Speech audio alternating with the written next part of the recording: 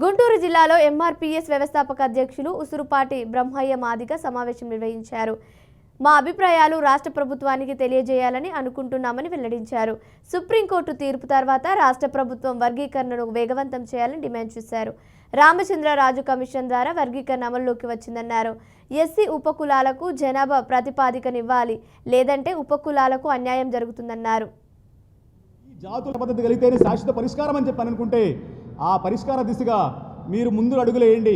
మీతో కలిసి మేము కూడా నడవడానికి ప్రయత్నం చేస్తామని చెప్పి ఆంధ్రప్రదేశ్ మాదిగ రిజర్వేషన్ పోరాట సమితి పక్షాన్ని కూడా అన్నకి నేను అప్పీల్ చేస్తూ ఉన్నాను.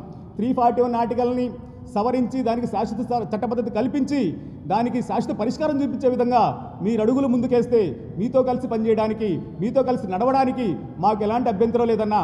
అలా కలిసి నడవకపోతే, సమస్యను పరిష్కరించుకోకపోతే, మాలామాదిగల మధ్య ఈ సమస్య మరింత అగాధంగా మారితే, అది ఈ జాతులు మొత్తం కూడా ఈ జాతులు కలయిక విఘాతంగా మారితే భవిష్యత్తులో మాలామాదిగలు కలిసి ఉండేటువంటి పరిస్థితి రాకుండా పోతుంది. కనుక దానిని ఆపాల్సిన బాధ్యత మాల సామాజిక వర్గంలో నాకు ఊహ తెలిసిన నాటి నుండి మీరు ఎంపీగా ఉన్నారు, నాకు ఊహ తెలిసిన నాటి నుండి మీరు రాజకీయాల్లో ఉన్నారు.